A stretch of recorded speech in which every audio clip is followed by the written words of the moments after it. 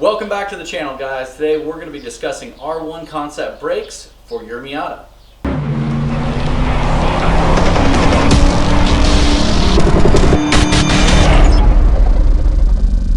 So R1 Concepts developed this nice little brake setup for street and track for your 1.8 liter brakes on your Miata. Basically that means any Miata from 94 to, I don't even know, 99 or 01 or something like that, the non-sport style. Now, obviously, a lot of guys who are going to track their car with a 1.6 in the years 90 to 93 are going to probably upgrade to the 1.8 liter brakes, which is just basically a bracket, as the video describes here says. And essentially, this is a brake setup that you can put on the car and have confidence in. Obviously, I'm going to give you a little bit of a review as I go and beat the hell out of the track in the Miata and beat the hell out of all this stuff. But I just like it overall so far. It's black, it's nice, it's not gonna rust, it's looking really pristine and pretty until you start scratching it up on the track. But basically you got your rear rotor here and your front rotor here.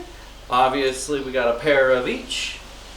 It is slotted as well, which gives you a little benefit in wiping away any glazing or anything like that that can happen.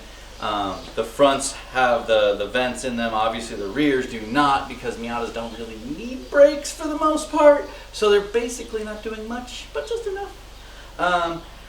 They also have this ceramic brake pad. I'm going to touch on it really quickly, although I'm not going to be using it for this Miata because, well, this is, like I said before, basically a track dedicated car. But they do have them for you guys who are just daily driving your Miata or just want a nice quiet brake pad that'll make it really easy on the rotors themselves and on your ears and maybe on your girlfriend. So this is the pad that I'm going to be using. It's the Performance Sport Series pad. It's going to be more aggressive. It's going to be for track use and light street use, so on and so forth. It's chamfered here and here to allow for it to not chip off and break and bed in better or something of that nature. I just track cars. But overall what I care about is my impressions that I'm going to have after I track this thing. I've been tracking my Miata so far on some Duralast GTs. Yeah, you got that. Duralast. But we're going to upgrade to the R1 Concepts and see what kind of better braking we can have. I have some friends that have some different brake pads, and I can definitely tell a difference between their brake pads and mine when I go into braking zones and how much more initial bite that it has and how much longer and harder it can actually hold that. So it'll be really interesting to see how these compare to that. I'm really interested to see how they turn out, and I'll be giving a full review after. I'm going to give it like 3 or 4 track days to really bite into it.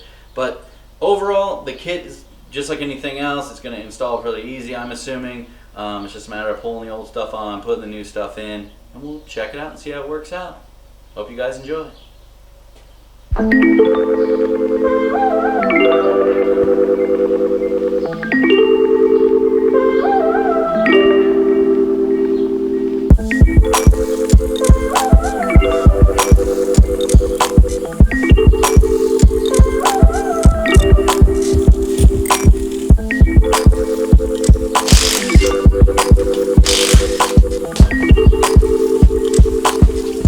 So now we're going to take off the calipers so we can get the rotor off. So because I already have this all apart and my Miata's got like 300,000 miles on it, I'm also going to be going ahead and changing the front hub, wheel bearing, assembly thingy. So now it's going to have a nice fresh new set of rolly bearings. So the internet says we're going to torque this to like 130 to 150 foot-pounds. So I'm going to torque it to 130.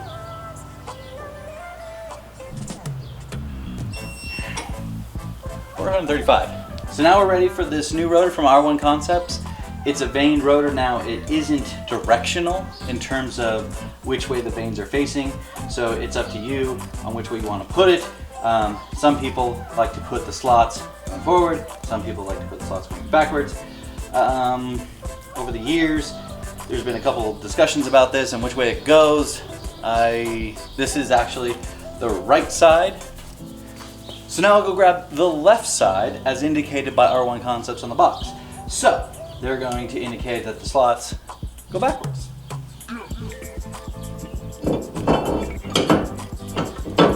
See, it looks so pretty. So an interesting thing about the Miata is it has these little clippy guys that kind of separate the pad once you clamp and then it unloads. Some people just don't put these back in. I do. For some reason I always put them back in.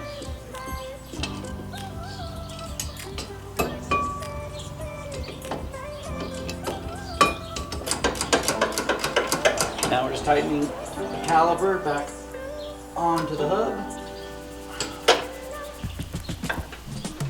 Torque spec is man strength. So whenever, you know, I feel like it.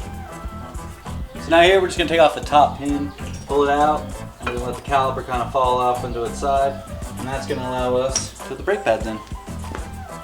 So one thing to note is R1 Concepts does put the holes, so you can attach your stock little guys to separate them back out. I know they're a super big pain, but I like them. And that's it for our fronts. Simple, easy, and now we're ready to try them out.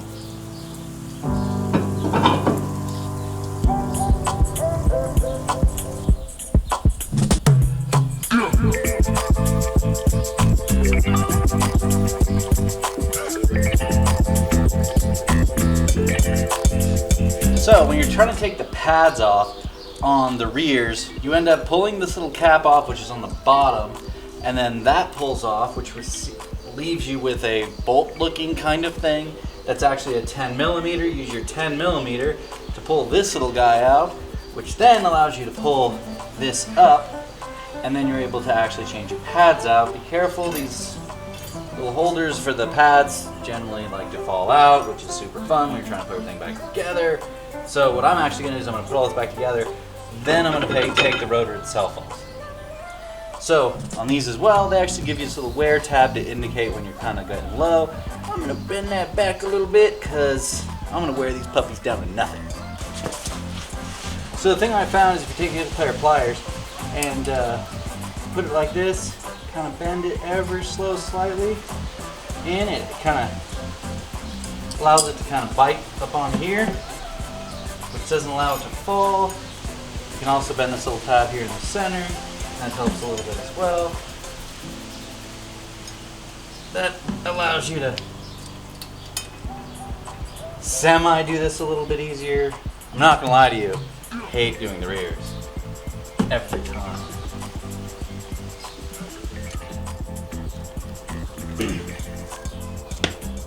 Okay, so now you got the new brake pads on. Yes, I know, I haven't put the new rotor on, but I just decided to do it this way because why not? My car, do what I want.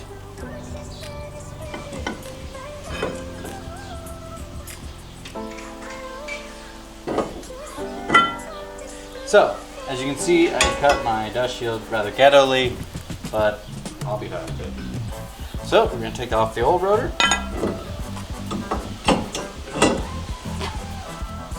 And we're going to apply the new R1 Concepts rotor with, again, the slots kind of facing toward the back, as per their instructions, being the fact that they labeled them with the left and the right.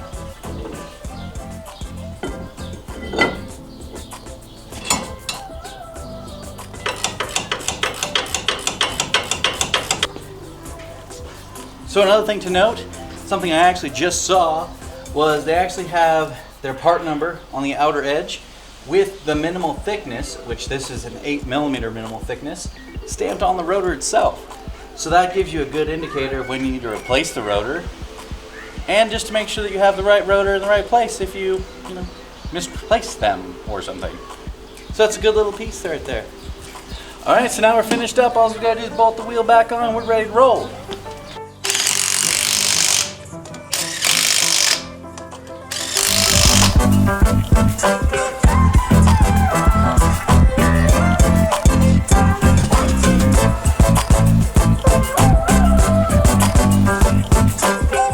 Alright guys, thanks for watching.